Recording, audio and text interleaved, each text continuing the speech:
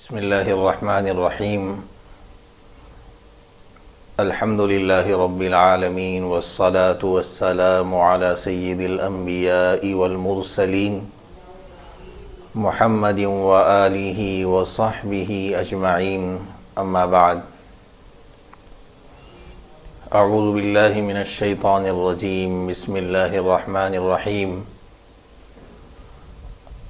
ومن آیاته ان خلق لكم من انفسكم ازواجا لتسكنوا إليها وجعل بينكم مودة ورحمة صدق الله العظيم.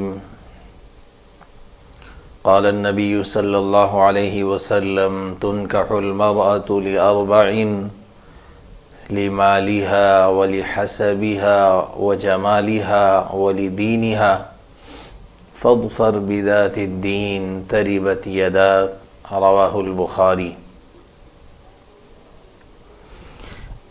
قابل قدر سامعین و ناظرین و حاضرین، السلام علیکم ورحمۃ اللہ وبرکاتہ. نکاح ہر انسان کی فطری ضرورت ہے. انبیاء علیہم الصلاۃ والسلام کی سنت اور نسل کے بڑھانے کا حلال اور پاکیزہ ذریعہ ہے. اللہ سبحانہ و تعالی نے ہر مرد و عورت کے دل میں ایک دوسرے کی جانب رغبت و میلان کا جذبہ رکھا ہے جو ایک فطری چیز ہے. اس طبعی ضرورت کی تکمیل کے لیے نکاح کو مقرر کیا گیا ہے. نبی اکرم صلی اللہ علیہ وسلم نے عملی طور پر خود نکاح فرمایا اور اپنے فرامین کے ذریعے، اپنے خطوط کے ذریعے اس کی ترغیب بھی دی. دین اسلام کی تعلیمات میں اعتدال اور توازن سب سے نمایاں خصوصیت ہے.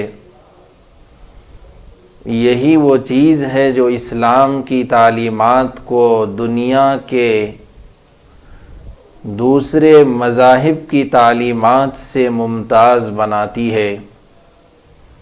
نہ تو اسلام میں مرد و عورت کے آزادانہ میل ملاپ کی اجازت ہے اور نہ ہی اس میں راہبانہ تصورات پائے جاتے ہیں. جس طرح کے بعض مذاہب میں عورت کو ایک گناہ، فتنہ، شیطان کا ہتھیار، برائی کا مجموعہ سمجھ کر میاں بیوی کے تعلق کو معیوب سمجھا جاتا ہے، بلکہ اسلام افراط و تفریط کے درمیان اعتدال والے راستے کی رہبری کرتا ہے. اس کی تعلیمات میں جہاں پاکیزگی، طہارت اور عفت و حیا کو اہمیت حاصل ہے، وہیں اس میں بشری تقاضوں کی تکمیل، نفس و روح کی تسکین اور مقصد حیات کی تعمیل بھی ہے. لہذا نکاح سے متعلق اسلام میں واضح اور تفصیلی احکامات موجود ہیں. اس کے شرائط مقرر ہیں، حدود و قیود متعین ہیں، اصول و ضوابط مرتب ہیں تاکہ پاکیزگی کے ساتھ نفس و روح کو تسکین ملے. اللہ تعالیٰ کا فرمان ہے، وہی ہے جس نے تمہارے لیے تمہارے نفسوں سے جوڑے پیدا کیے تاکہ تمہیں راحت و سکون میسر ہو. نکاح صرف خواہش نفس کی تکمیل کے لیے نہیں ہے، بلکہ اس میں ایک اہم مقصد زندگی پوشیدہ ہے، یعنی نسل انسانی کو فروغ دینا. نکاح اخلاق و کردار، عزت و ناموس اور حیا و پاک دامنی کا ذریعہ ہے. جو آدمی نکاح کر لیتا ہے وہ ایک قلعے میں بند ہو کر بے حیائی، بد اخلاقی، بد کرداری، بے راہ روی، بد نگاہی جیسی مذموم عادات و اطوار سے محفوظ ہو جاتا ہے۔ اسی لیے نبی اکرم صلی اللہ علیہ وسلم نے نوجوانوں کو ترغیب دیتے ہوئے ارشاد فرمایا، تم میں سے جو کوئی حقوق زوجیت پر قادر ہو تو وہ نکاح کر لے۔ اس کے بعد رسول اللہ صلی اللہ علیہ وسلم نے نکاح سے حاصل ہونے والے دو اہم فوائد کی طرف اشارہ کرتے ہوئے فرمایا، کیونکہ اس سے نگاہ اور عصمت دونوں کی حفاظت ہوتی ہے۔ ابھی خطبے میں جو آیت کریمہ تلاوت کی گئی اس میں اللہ تعالیٰ نے ارشاد فرمایا، وَأَنكِحُوا الْأَيَامَ مِنكُمْ وَالصَّالِحِينَ مِنْ عِبَادِكُمْ وَإِمَائِكُمْ إِنْ يَكُونُوا فُقَرَاءَ يُغْنِهِمُ اللَّهُ مِنْ فَضْلِهِ وَاللَّهُ وَاسِعٌ عَلِيمٌ۔ تم میں سے جو مرد و عورت بے نکاح ہوں ان کا نکاح کر دو، اور اپنے نیک بخت غلاموں اور لونڈیوں کا بھی، اگر وہ مفلس بھی ہوں گے تو اللہ تعالیٰ ان کو اپنے فضل سے مالدار کر دے گا۔ مفسرین فرماتے ہیں کہ اس آیت میں ایامہ ایم کی جمع ہے۔ ہر اس عورت کو ایم کہتے ہیں جس کا خاوند نہ ہو، اور ہر اس مرد کو ایم کہتے ہیں جس کی بیوی نہ ہو۔ رسول اللہ صلی اللہ علیہ وسلم نے فرمایا، عورت سے نکاح 4 چیزوں کی بنیاد پر کیا جاتا ہے، اس کے مال کی وجہ سے، اس کے خاندانی شرف کی وجہ سے، اس کی خوبصورتی کی وجہ سے، اور اس کے دینداری کی وجہ سے۔ اور تو دیندار عورت سے نکاح کر کے کامیابی حاصل کر، اگر ایسا نہ کرے تو تیرے ہاتھوں کو مٹی لگے گی، یعنی اخیر میں تجھ کو ندامت ہوگی۔ حضرت علی رضی اللہ عنہ سے مروی ہے کہ رسول اللہ صلی اللہ علیہ وسلم نے ارشاد فرمایا، اے علی، 3 باتوں کے کرنے میں دیر نہ کیا کرنا، ایک تو نماز ادا کرنے میں جب کہ وقت ہو جائے، دوسرے جنازے میں جب تیار ہو جائے، اور تیسری بے خاوند عورت کے نکاح میں جب کہ اس کا کفو مل جائے۔ ایک مرتبہ جب بعض صحابہ کرام نے عبادت میں یکسوئی و دلچسپی کے پیش نظر رسول اللہ صلی اللہ علیہ وسلم سے اپنی قوت شہوت کو ختم کر دینے کی خواہش ظاہر کی، تو رسول اللہ صلی اللہ علیہ وسلم نے ایسا کرنے سے منع فرمایا اور شادی نہ کرنے کو زندگی سے فرار اختیار کرنا قرار دیا، اس لیے کہ اسلام زندگی سے فرار کی راہ کو بالکل ناپسند کرتا ہے۔ رسول اللہ صلی اللہ علیہ وسلم نے فرمایا، بخدا میں تم سب سے زیادہ اللہ سے ڈرتا ہوں اور تم سب سے زیادہ اس کی ناراضگی سے بچتا ہوں، لیکن میرا حال یہ ہے کہ میں کبھی نفل روزے رکھتا ہوں اور کبھی بغیر روزوں کے رہتا ہوں، راتوں میں نماز پڑھتا ہوں اور سوتا بھی ہوں، شادی بھی کرتا ہوں، یہ میرا طریقہ ہے، اور جو میرے طریقے سے منہ موڑے اس کا مجھ سے کوئی تعلق نہیں۔ ان آیات و روایات سے معلوم ہو گیا کہ اسلام میں نکاح کی کیا اہمیت ہے اور رسول اللہ صلی اللہ علیہ وسلم نے اس کی کس درجے تاکید فرمائی ہے۔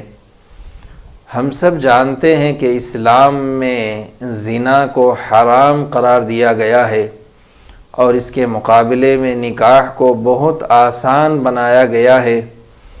اللہ کے رسول صلی اللہ علیہ وسلم کا ارشاد ہے، اعظم النکاح برکہ ایسرہ مؤونہ، سب سے زیادہ بابرکت نکاح وہ ہے جس میں کم سے کم خرچ ہو۔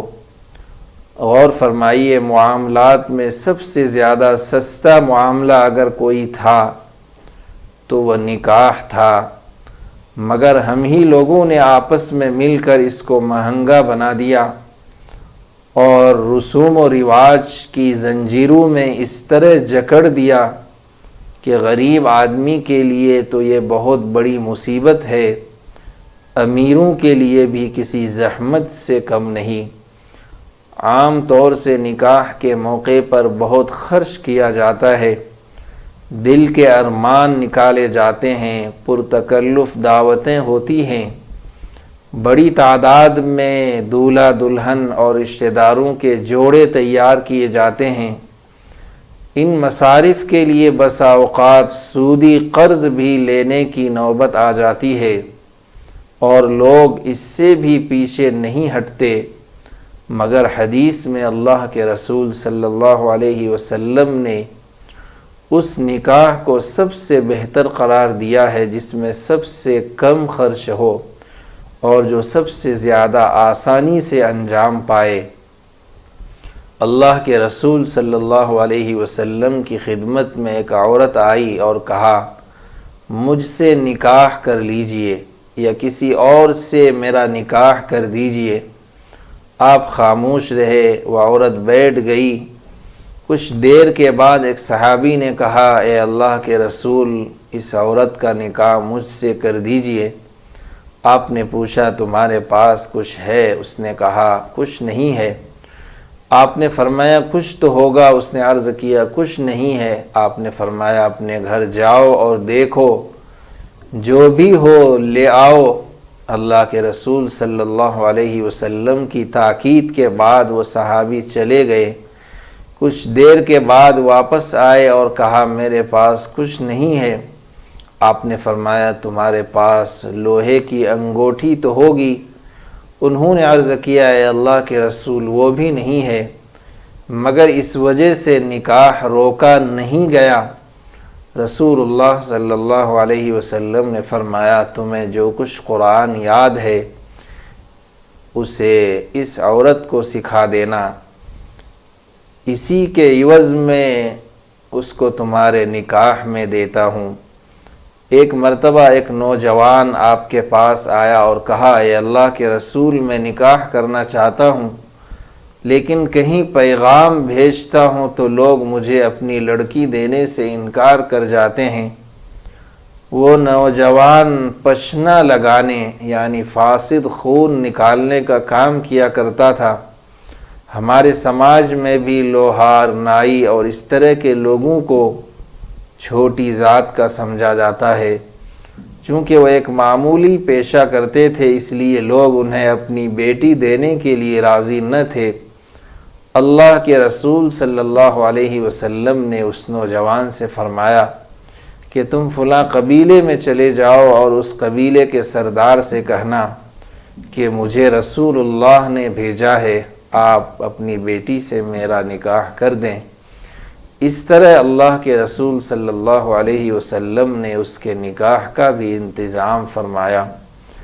یہ نبی اکرم صلی اللہ علیہ وسلم کے زمانے کی شادیوں کا حال تھا، مگر افسوس کہ آج ہمارا معاشرہ طرح طرح کی برائیوں کی آماج گاہ بنتا جا رہا ہے، جس کی وجہ سے امن و سکون، انسانیت، رواداری، آپسی الفت و محبت اور بھائی چارگی کی لازوال دولت رخصت ہوتی جا رہی ہے۔ آج ہمارے سماج اور معاشرے کو جن برائیوں کا سب سے بڑا چیلنج ہے، ان میں ایک جہیز کی لعنت بھی ہے۔ اللہ جل شانہ ہم سب کو کہنے سننے سے زیادہ عمل کی توفیق عطا فرمائے، نکاح کو آسان سے آسان بنانے کی توفیق عطا فرمائے۔ وآخر دعوانا الحمد للہ رب العالمین۔